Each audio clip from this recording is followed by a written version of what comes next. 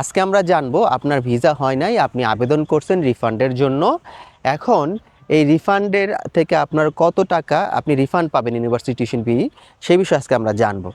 তো কিছু কিছু ইউনিভার্সিটির রুলস আছে, যেমন তারা যদি আপনার কাছ থেকে শুধু যদি টিউশন ফিটা নিয়ে থাকে এবং তারা যদি তাদের ইউনিভার্সিটির ফান্ড থেকে যদি ইনভাইটেশনের জন্য তারা যদি পেমেন্ট করে, তাহলে সেই ইনভাইটেশনের টাকাটা তারা কেটে রাখবে।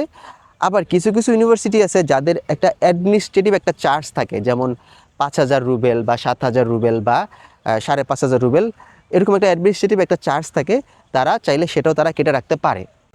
আবার কিছু কিছু ইউনিভার্সিটি আছে যাদের যাদের যখন আপনার প্রিকাস্টটা যখন বের হয়ে যায়, আপনার জন্য যখন অ্যাডমিশনটা যখন হয়ে যায়, এটাকে বলে হচ্ছে আপনার কনফার্ম অ্যাডমিশন, তখন আপনার এই এডুকেশনটা যদি শুরু হয় সেপ্টেম্বর মাসের 1 তারিখ থেকে, তাহলে তারা কি করবে, ওই সেপ্টেম্বর মাসের 1 তারিখ থেকে আপনি যতদিন পরে আপনি যে রিফান্ডের জন্য আবেদন করবেন, ওই অতদিন টাকা তারা কেটে রাখতে পারে। যেমন আমাদের গত বছর এরকম হয়েছে, আমরা একটা ভার্সিটিতে কাজ করছি, সেটা কন্ট্রাক্ট পেপারে আমাদের আমরা যখন কর্পোরেশন পরে দেখছি, কিন্তু আমরা একটা পয়েন্ট আমরা ক্লিয়ার ছিলাম না। তো আমার পরে দেখতে পারছি যে ইউনিভার্সিটি কী করছে, স্টুডেন্ট ভিসা পায় নাই, স্টুডেন্টের ভিসা রিজেক্ট হয়েছে, সেপ্টেম্বরে রিফান্ডের জন্য আবেদন করা হয়েছে, তো ইউনিভার্সিটি করছে সেপ্টেম্বর মাসের টাকাটা কেটে রাখছে, মানে 1 মাসের টাকা কেটে রাখছে।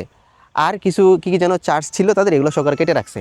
বাট এগুলো সব ভার্সিটির ক্ষেত্রে হয় না। কিছু ভার্সিটি আছে আপনি যে পেমেন্টটা করছেন তারা ফুল পেমেন্টটাই করে দিছে।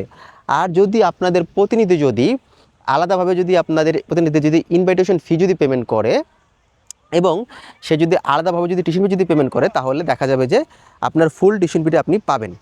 এবার আসি হচ্ছে এই টিউশন ফি আপনার যারা টিউশন ফির জন্য আবেদন করে থাকে, এইটার জন্য অনেকে বলে এটার গ্যারান্টিটা কি।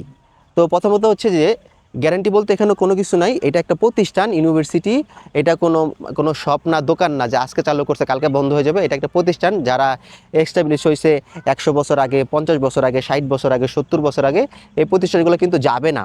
হ্যাঁ, আপনি যে প্রতিনিধির মাধ্যমে আবেদন করছেন, সে যদি আপনার টাকা মেরে দেয় টাকা তোলার পরে, তাহলে সেই ক্ষেত্রে সে এটার জন্য দায়ী থাকবে। বাট আপনি সরাসরি যেটা করবেন, আপনার এই টিউশন ফিটার প্রসেসটা সম্পর্কে আপনি সরাসরি ইউনিভার্সিটির সাথে আপনি যোগাযোগ করবেন, আপনার প্রতিনিধিও যোগাযোগ করবে। তখন কী হবে, আপনার এই টিউশন ফিটা দ্রুত পাবে এবং প্রতিনিধি আপনার টাকা মারতে পারবেন এবং আপনি জানতে পারবেন।